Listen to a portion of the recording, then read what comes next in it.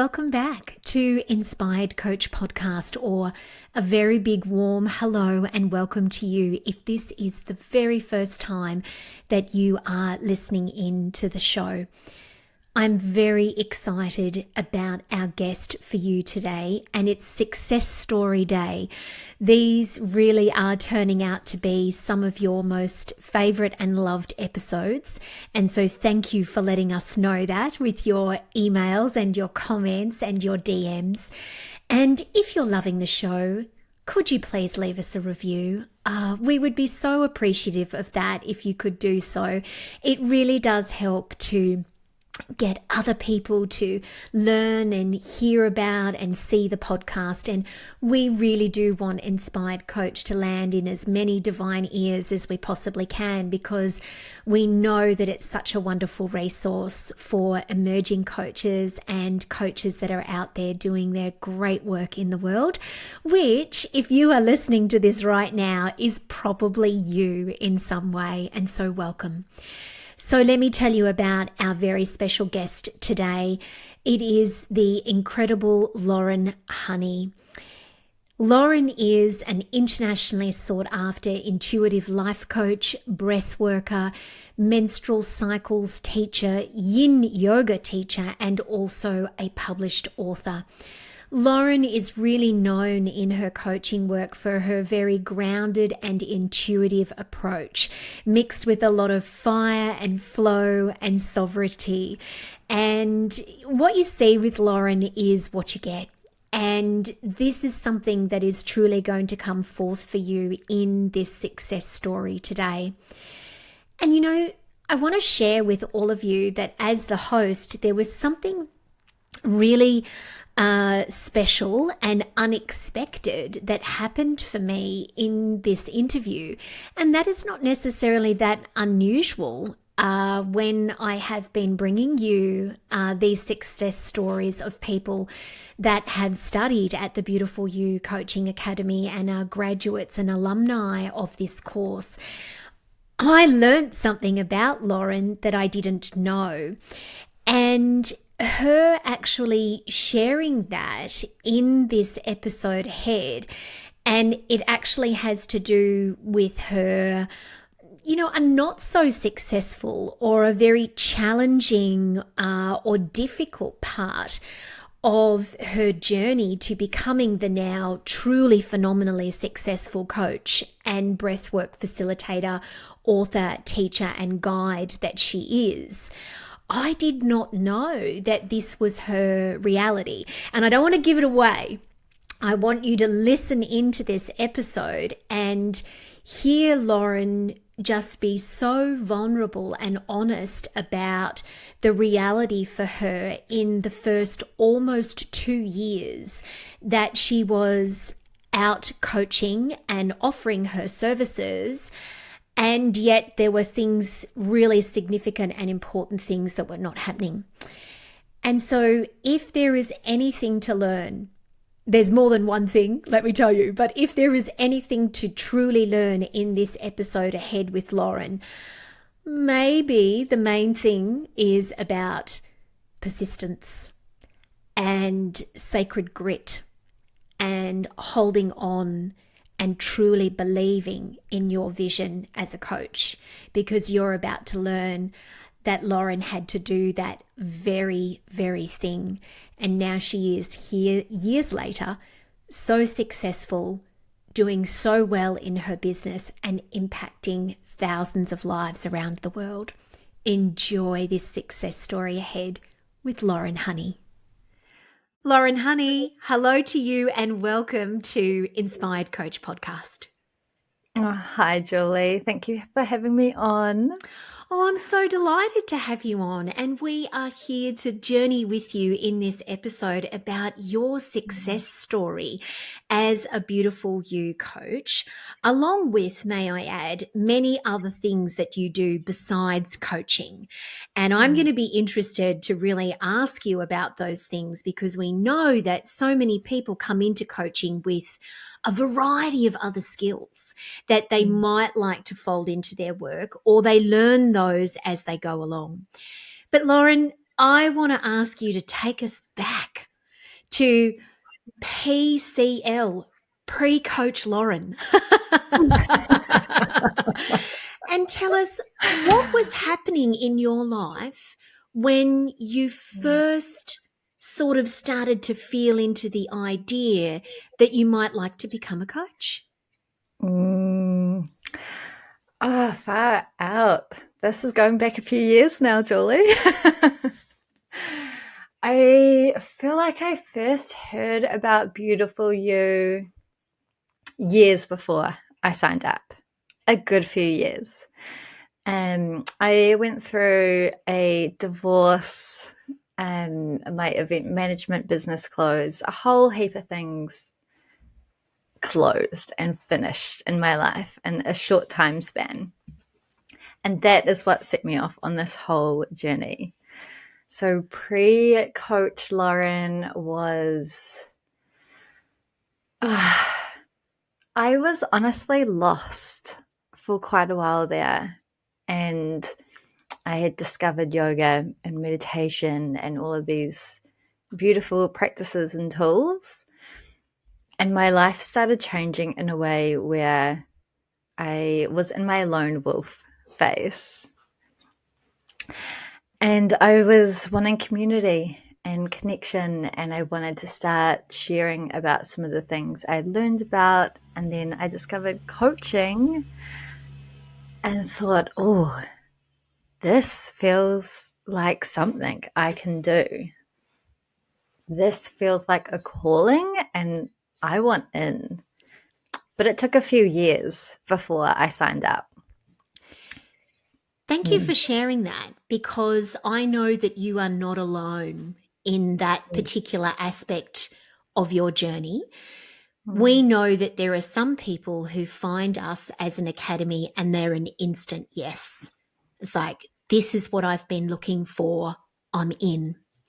We also know that there are people who follow us, watch us, receive our communications and our content for many years before the time is right. And both of those things are, of course, more than okay. I also love what you said there, Loren, about the fact that you were seeking community. Did you find it? Oh, my stars, yes. Tell us more. The second it started, I knew I had found some lifelong friends. And I honestly wasn't quite expecting that. I was hoping for it, but I was a bit dubious of how that would work through learning online and with everyone around the world. But I have met some incredible friends that I think I will be friends with for a very, very long time. The community in Biker is just incredible, and I'm so grateful for it. And thank you for creating that, Julie. Like, I know I'm not alone in saying this. Well, let me tell you something.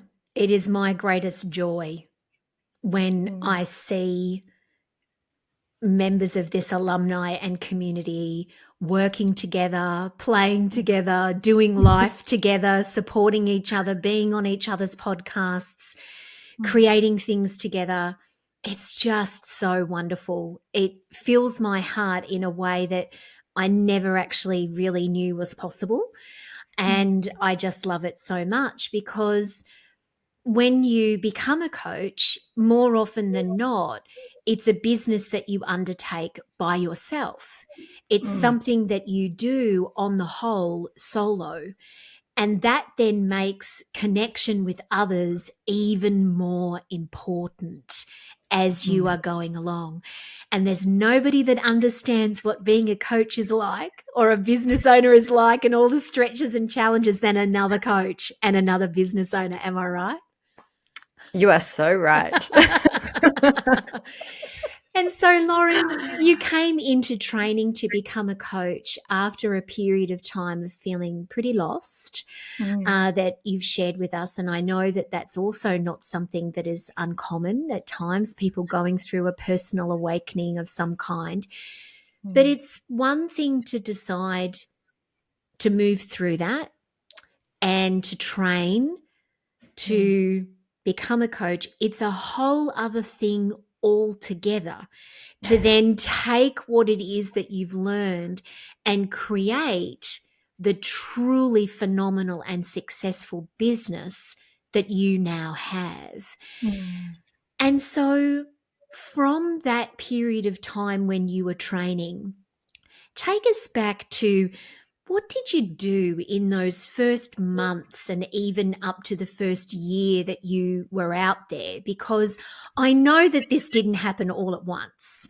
This is your success and growth, I know, is something that, like for the overwhelming majority of coaches, it's built over time.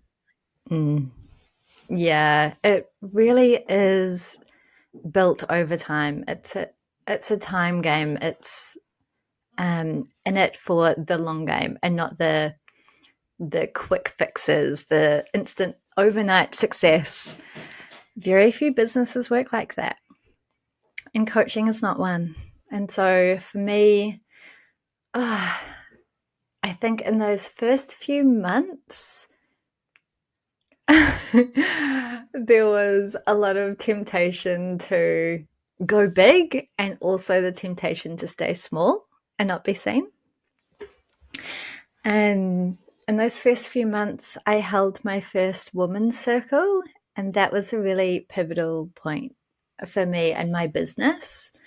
I was so used to, in my former careers, being very behind the scenes, whether it was on film sets, dressing the cast or event management, it was all behind the scenes. So to step into everyone looking at me was huge. And honestly, it was quite a while before I got my first paid client too. I think it was it might have even been a year or two, you know? And I feel like it's so easy to potentially give up in those early days and think, I don't have all the clients, all the success straight away, so I'm just going to go do something else. And I'm so glad I didn't, because I wouldn't be where I am today if I had have done that. Okay, this is really important. We have to stay here for a moment. I did not know this about your coaching growth and development as a business owner. And once again, I'm reminded that these podcasts are just as much for me as they are for anybody else. Sorry, everyone. It's not completely selfish. Sorry, it's not completely selfless. There's a bit of selfishness here for me because I get to hear the inside word of these incredible stories. Okay. No paying client for at least the first year, and you're thinking maybe it was even longer than that. Yeah. You know, I feel confident to say that there would maybe be a lot of people listening that either had already or would think to themselves, well, I would have given up. I would have thought that there was something wrong with me, that I maybe wasn't doing it right, something wasn't working.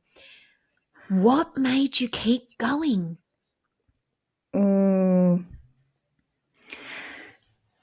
There's a few things that made me keep going. I feel like I have quite a stubborn streak. So there was definitely a part of me that was like, oh no, I'm not giving up. I am going to show everyone. I did not start this just to throw in the towel when it gets a bit hard.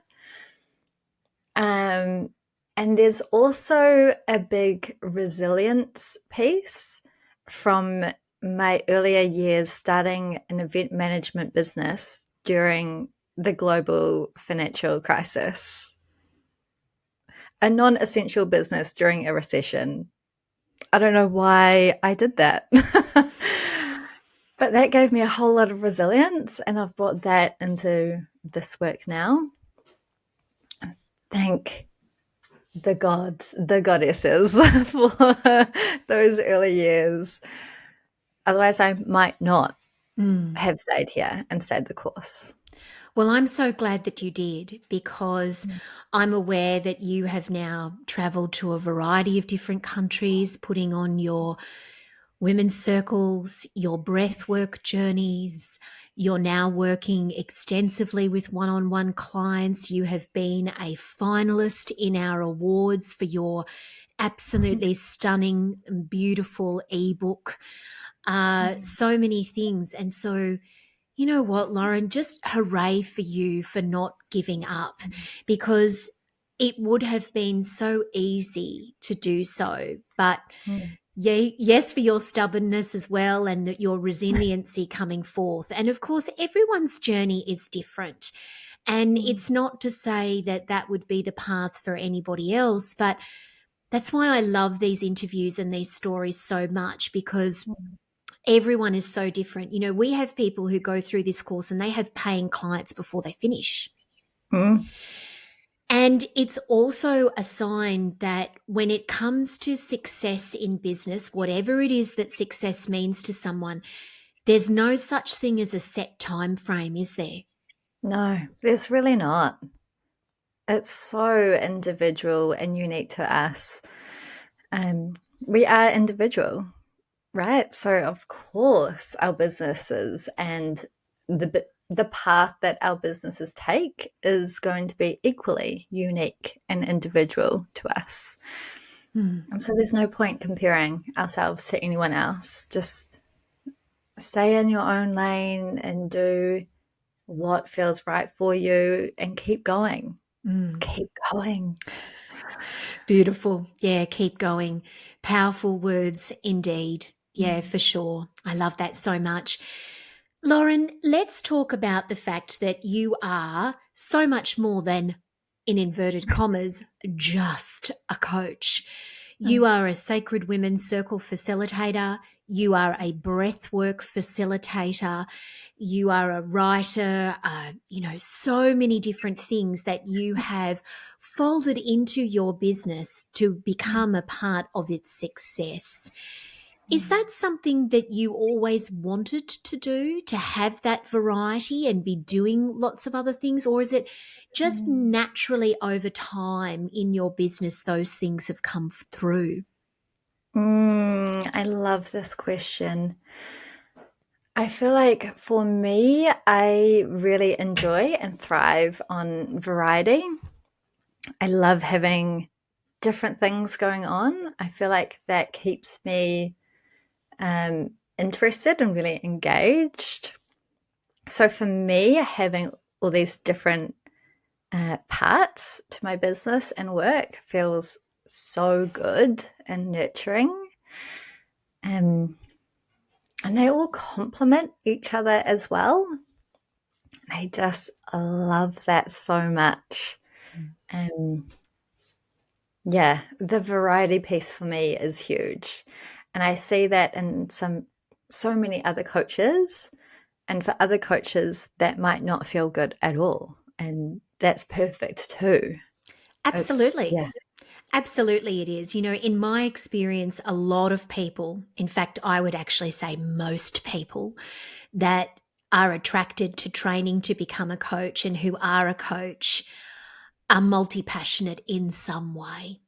They have a variety of different interests and passions. And doesn't that just make perfect sense? Because when we're talking about people who are passionate about people, we're not one-dimensional as human beings. We are, in fact, so much more than that. And it just makes sense to me that so many coaches I see bring in other things as a part of their skill set in that business, whether it be kinesiology or breath work or crystal healing or personal training or so many other things, counseling, that they may have skills to bring in. I think that's really wonderful. Loren, I know that one of the things that you have become very passionate about as a coach is breath work. And I am right there with you, because breath work is something that I have found in my midlife. I have now trained to be a facilitator myself, and I can honestly say that it's been truly impactful and life-changing for me, just even as a practice every day. Talk to us a little bit more about that and the intersections, that complementary way that you see coaching and breath work come together. Two topics I love, Julie. Breathwork is just such a powerful, beautiful modality to me. My view on it is that, it's self-empowering. It's the person doing the breathing themselves, and it's the body's innate intelligence. And I see that working so beautifully with coaching. In coaching, we're talking a lot, and there's mindset things, or it's more mind-based because we are talking and communicating. And then to bring in breath work and letting the body somatically do its thing, this way we are coming at it from both angles. And I feel like that's a really beautiful, holistic, integrative approach. So for me, blending coaching, my coaching practices with my breathwork practices, I notice my clients, just so much happens and so much can shift and change in a short space of time. It's just amazing. Both powerful separately and combined, sublime. Sublime. I love that word. That's a word we don't use enough. Sublime. Yeah. It's like, let's bring that one back. I love that. Yeah. And I agree with you. It really is. I have found it to be the most amazing blend together of mind and body. And of course, soul, because breath work is something that allows us to tap into a deeper level of consciousness within ourselves, beyond just our mind and beyond just our body. And in fact, in my 50 plus years on the planet now, I would go so far as to say I've not found another combination of modalities that work more beautifully in tandem with each other. Very, very powerful. And I know that you are an incredibly in-demand facilitator, that you travel all over New Zealand and wider than home country as well, to bring breath work and coaching facilitated events to people, which is absolutely incredible. Loren, I would love to ask you to share with us. I know that your Māori and Indigenous heritage is something that is incredibly important to you, and something that from the very beginning of your coaching, you have deliberately called upon, leaned into, and publicly brought forth in your work. Can you tell us a little bit more about how you do that? Yeah, my Māori lineage is really important to me. Growing up, my family weren't connected to our Māori lineage at all growing up, and I don't look Māori. So there was always this disconnect. So in my early 30s, I would say, I started to reconnect with my Māori lineage, and that has become so central to me.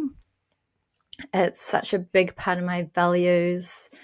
I bring it through in all of the ways I do my work. And for me, the threads of reconnecting to my Māori roots have woven through so many different strands and areas of my life and work. including reconnecting to my menstrual cycles and breathwork and coaching, yin yoga, all of these different things, and getting to infuse it with some Te Ao Māori worldview has been such a deeply healing journey for me. And it's also, I hope, it's helping other Māori who look more white, like I do, to also reclaim their roots and let go of that shame or stigma or sadness or whatever it is around feeling that disconnect or not looking the part or whatever it is. And so it's so central to everything I do, and it's just getting stronger and stronger and stronger. Well, I think it's absolutely beautiful. And I know that you are inspiring so many other people as you do that. You know, so many of us become teachers and inspirers and guides to others simply through how we live our lives and the values that we hold and how we bring those forth. And it doesn't necessarily involve having to teach anyone directly anything. It comes through watching and observing and being inspired by how we show up. And I truly believe that you're one of those people. It's really beautiful to watch.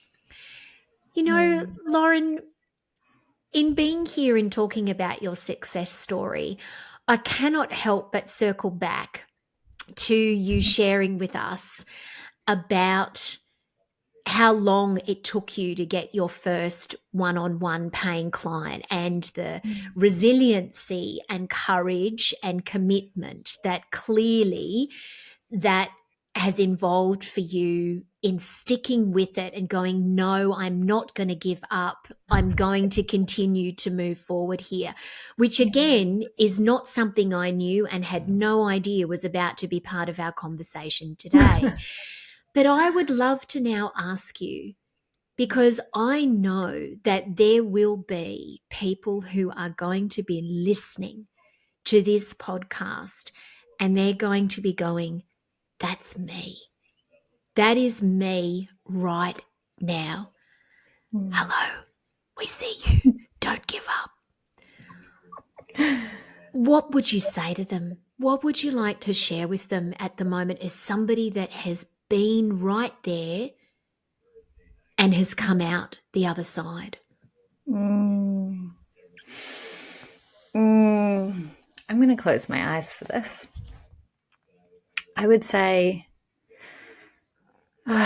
keep going. If this is something that's really on your heart and you feel really called to do and it feels like your path, then please keep going.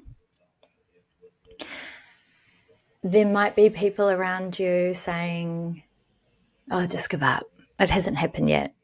Just go back to your old job, or not believing in you, or whatever the circumstances might be around you.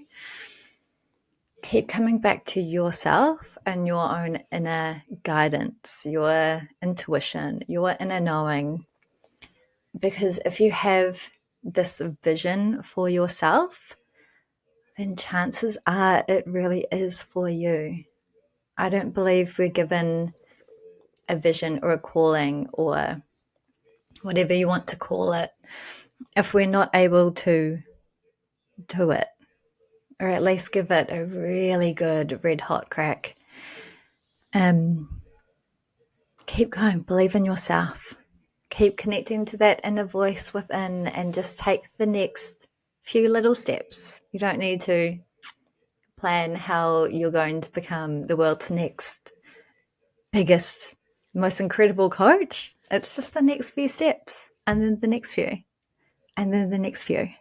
And who knows how it's going to turn out. It's going to be beyond your wildest dreams and beyond what you can imagine right now. So just take the next few steps, keep going, and you've got this.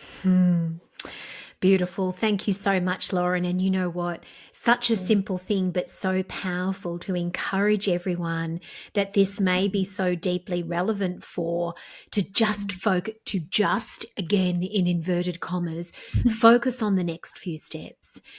Because it's so easy for us to spin out. And I know I've done this myself before, and think and compare ourselves to people who are way, way further ahead, and think that because we're not there, well, then that means I'm not a success, or I'm not doing it, or this can't be for me. And that actually is detrimental. It's like, what is the next few steps? How can I make myself more visible? How can I connect in deeper with potential clients? What is something simple but potent I might be able to do? And you know what? That could be ringing a coach friend and having a good bawl, having a good cry, and saying, this is so frustrating, or I'm trying everything, or whatever it might be, because again, with that community, that helps, doesn't it? Yeah, it really does. I've had so many of those conversations in those early days. Oh my goodness, Julie. That's why I organised a few different Beautiful You catch-ups in those early days, because I needed that support and just to be able to let it out. Yeah, exactly. And again, I just love when I see those sorts of catch-ups happening, whether they're for coaching professional reasons, or whether, a few weeks ago I saw some of our Beautiful You coaches in the UK. They were at a spa together, and I thought, yes, good on you. That's absolutely amazing. Well, Loren, we are so proud of you.